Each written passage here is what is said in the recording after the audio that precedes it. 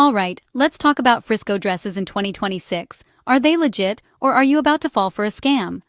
If you're hunting for that perfect prom or formal dress, you've probably stumbled across friscodresses.net.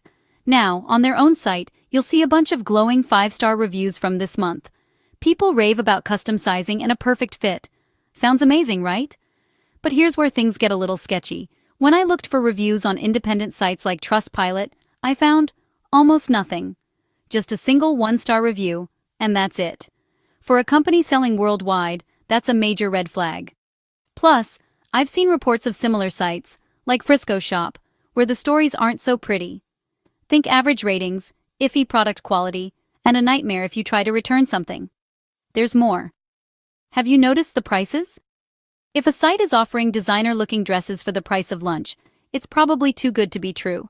A lot of these sites use stolen photos from real designers or Instagram influencers to make their products look legit. But what you get in the mail? Usually, not even close. So, how do you protect yourself? Here's what I do. First, run a reverse image search on the dress photos. If they pop up on a bunch of other sites, especially designer ones, you know something's off.